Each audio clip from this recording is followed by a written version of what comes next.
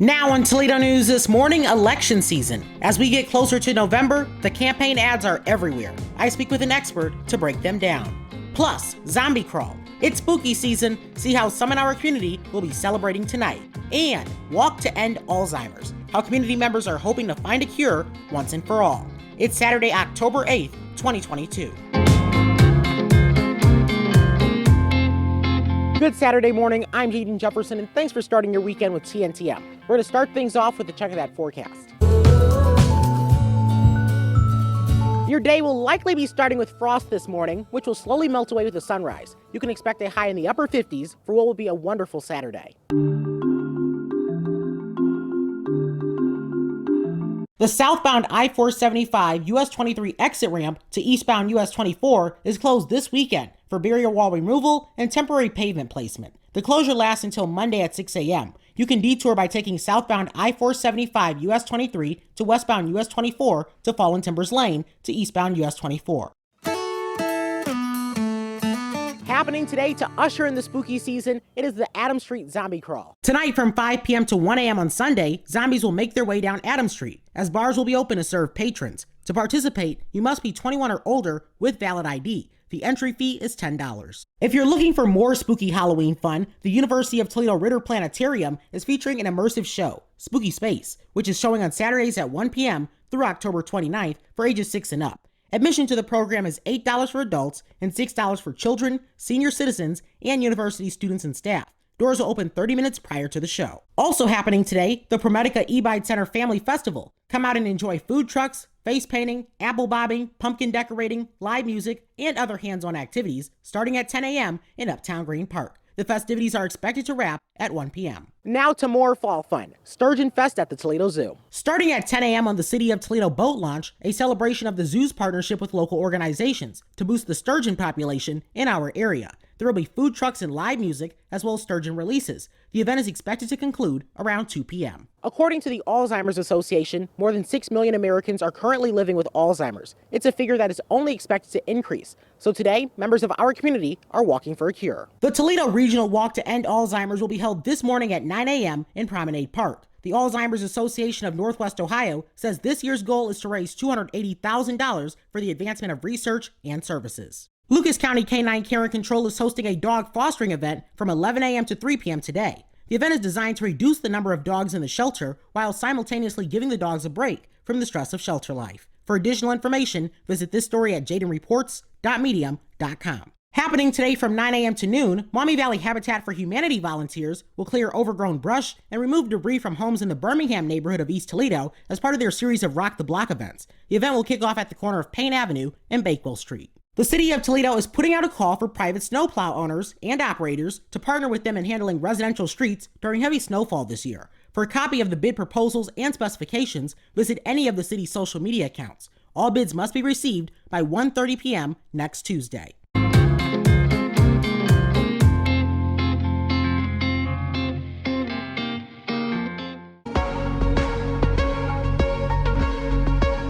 Welcome back to TNCM. I'm Jaden Jefferson, and this morning I am joined by Dr. Melissa Miller, Professor of Political Science at BGSU. So thanks for joining me this morning. It's good to be here. And all of us throughout these last few months, we have probably seen what feels like thousands of political ads. November is coming up, fast approaching. And one race in particular is Ohio's 9th Congressional District race, which of course features incumbent Congresswoman Marcy Kaptur, a Democrat, and her Republican opponent, J.R. Majewski. So recently, Congresswoman Kaptur, in some of her advertisement, has been distancing herself from President Biden. So this is something that I don't think we've seen before. So give me an idea of why that may be the case. So a candidate will distance themselves from their own president whenever they think it's in their best interest to do so. And so if Marcy Kaptur is distancing herself from President Biden in her advertising, it's because something probably in her internal polling that her campaign organization is doing is telling her that a close association with President Biden is not in her best interest and could lose her some voters. Now, keep in mind, in that race, as in, frankly, all the races up and down the ballot, the Democrats are likely to get their rock solid Democrats voting for them, and the Republican is likely to get his or her rock solid Republicans. So it's all about those voters in the middle that they're trying to go after. And so I suspect that Congresswoman Capter believes that President Biden just isn't popular enough in the district, and or that voters in the district may have voted for him, but maybe they're disappointed with the high inflation, the cost of groceries, et cetera. And one thing about this race that happened recently, quite recently, is her opponent, J.R. Majewski, faced a scandal of his own involving his misrepresented record in the military. So it was something that kind of came out as a surprise when the AP report came out. So how do you think that is going to affect this race? Because Majewski has run on military service as one of his attributes of why people should vote for him. That is correct. So that's kind of a linchpin of his argument. And all candidates, or I should say case, they always make a case why they should be elected. And for him, because he has no prior political experience, that military experience that he supposedly had is really key to his campaign. Now, one thing that has happened is that he wants to debate Marcy Kaptur. That's really important for him as the challenger, to get on a debate stage with the incumbent in order to debate the issues unfiltered by the media.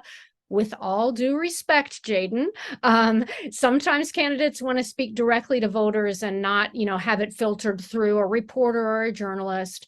And so he really wants to get on the debate stage. And what's happening is that Marcy Kaptur is saying, I have heard this, and unless he can prove that he's not misrepresenting his military service, I'm not going to debate him. And so it's already problematic.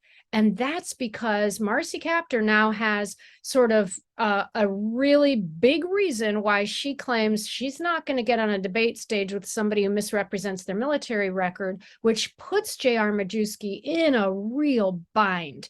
And another close race, because this is starting to become a trend. I'm sensing it already.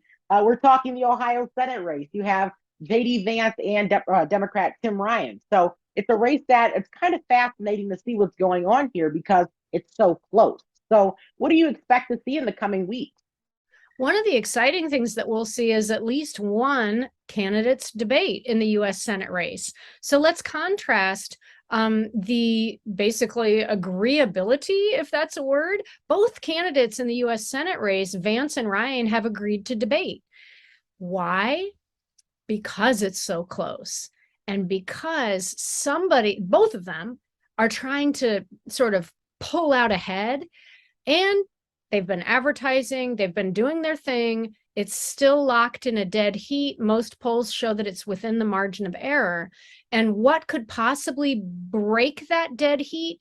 A debate. They both have a really strong incentive to get on the debate stage and try to create a really strong impression of their candidacy, because it's after debates that often the polls will shift and one candidate will pull ahead. So we do have that to look forward to. And then our final race that we're looking at here is the governorship. You have Democrat Nan Whaley, incumbent Republican Mike DeWine, and this is another race that we're all looking at because Mike DeWine, there was a point in his governorship where people were looking and saying he's kind of distancing himself from President Trump. So now we're in this race now, and we're starting to see Nan Whaley kind of connect him a little bit to President Trump. So that's right. That's right. And also he did end up getting President Trump's endorsement a few weeks ago. It was kind of quiet, right? Like I don't remember there being a lot of press or media attention to it. And it came late, to be honest with you. It came rather late. And that's understandable because Mike DeWine has never been a real Trump booster, if you will. I don't know that the turnout will be as high as the governor would like. He may still win, but I'll be watching that on Election Day. And we all are going to be watching because we're slowly getting closer and closer to November. So Dr. Melissa Miller, Professor of Political Science at BGSU, thank you so much for your time. Thanks again to Dr. Melissa Miller of BGSU. And that's Saturday's news. Have a great weekend.